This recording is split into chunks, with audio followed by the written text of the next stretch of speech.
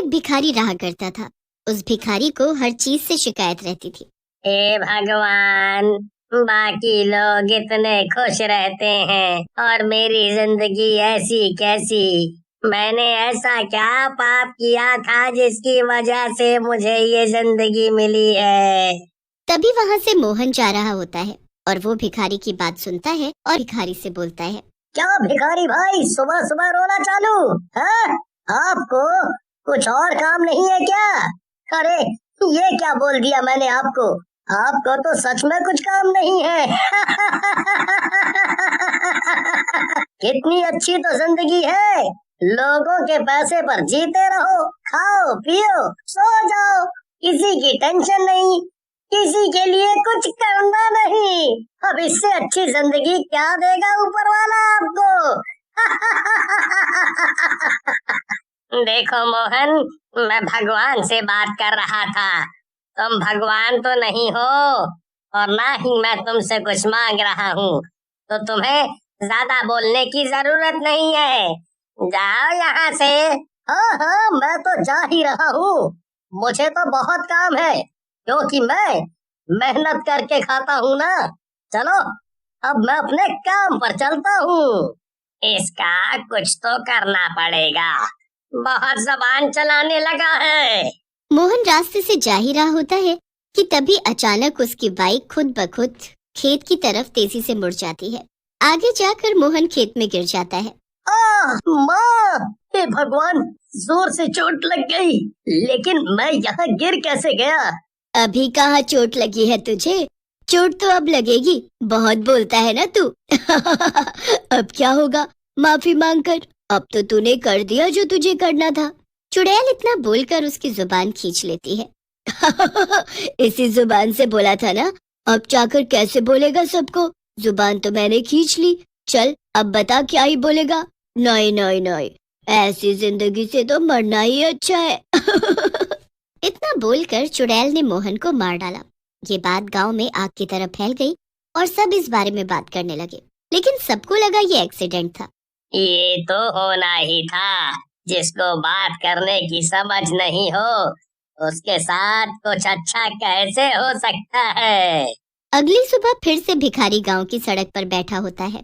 आज कितनी धूप है, लग रहा है जैसे जल जाऊंगा मैं। यहाँ तो कोई पानी भी नहीं पिलाता। हाँ हाँ, तुम ही तो यहाँ के मुख्यमंत्री हो। हम सबको तुम्हारी ही सेवा में लगे रहना चाहिए, तभी तो हमारे भाग्य खुलेंगे।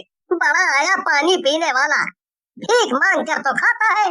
देखो राकेश, मैंने तुमसे कुछ नहीं कहा है, तो तुम अपना रास्ता नापो। अरे क्या रास्ता नापू? रोज सुबह रोने बैठ जाता है मनहूस कहीं का, जैसे हम तो बहुत मस्ती में हैं। चल भाग यहाँ से। रोएगा तो अब तू। भिखारी अपनी बोरी के नीचे से एक पैकेट निकालता है और जमीन पर राकेश का नाम लिख देता है, और राकेश अचानक आधे रास्ते में उल्टी करने लगता है। तभी वहाँ चुड़ैल आ जाती है एक सुंदर रूप लेकर। तुम कौन हो? क्या एक गिलास पानी दे सकती हो? मुझे बहुत उल्टी हो रही है, लग रहा है जैसे तबीयत खराब हो गई है। हाँ बिल्कुल, अभी देती हूँ।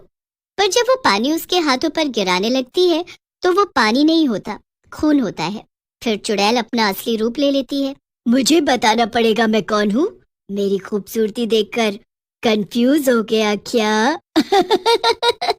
चुड़ैल चिल्लाकर उसकी गर्दन पर अपने नाखूनों से हमला करती है और उसका खून पी जाती है। अगली सुबह लोगों को राकेश की लाश मिलती है।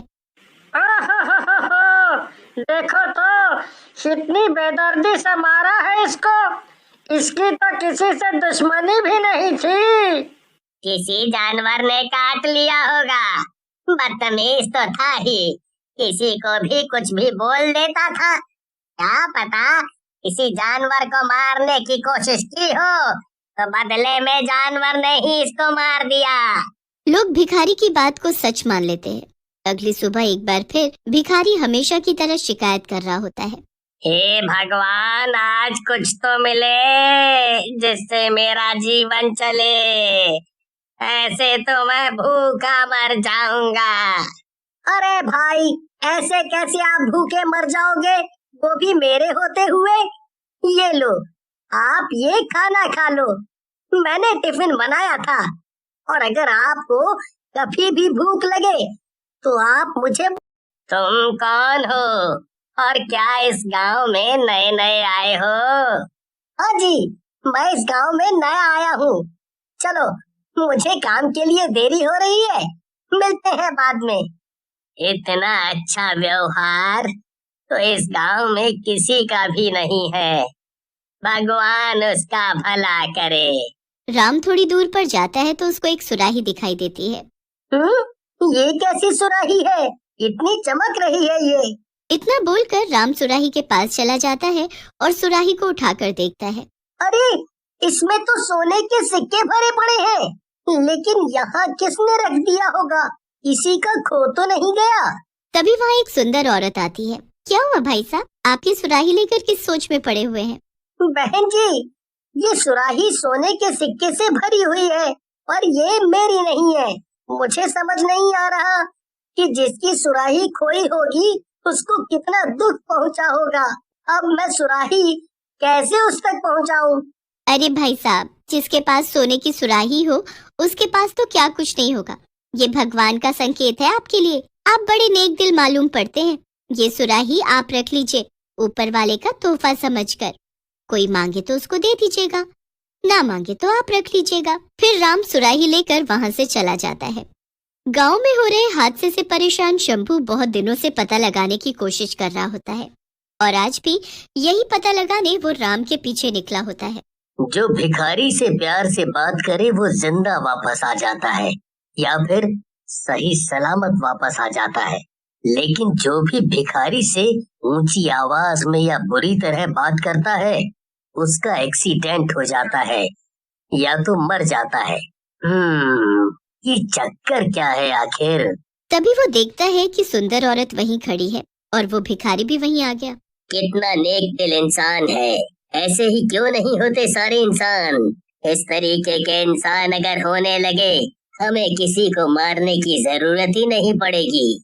जी मालिक, इनको समझ नहीं आता दूसरों के साथ कैसा बर्ताव करना चाहिए। शंभू भूतिया जिन्न और चुड़ैल की बातें सुन लेता है। अच्छा, तो ये बात है। ये तो बहुत आसान जरिया है पैसा कमाने का। कल मैं भी भूतिया जिन्न को खाना खिलाऊंगा। अगली सुबह। अरे भिखारी भाई, ये लो, कुछ खाना खा लो, आपको भूख लगी होगी। धन्यवाद शंभू, पर मेरा पेट आज भरा हुआ है। कोई बात नहीं, तुम्हें जब खाना हो तो खा लेना। चलो, आज तो सोने की सुराही मिलने वाली है। वो खुश होते हुए वहाँ से चला जाता है। तभी रास्ते में उसको एक 20 रुपए का नोट मिलता है। एक प्लेट खाना खिलाने के बदले 20 रुपए? भिखारी ने तो मुझे भिखारी समझ लिया। इतना किया और कुछ फायदा भी नहीं।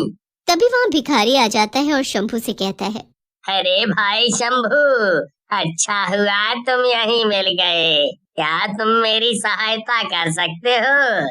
सहायता करने के बदले तो ये दिया और 20 रुपए के बदले और सहायता लेने और चला आया।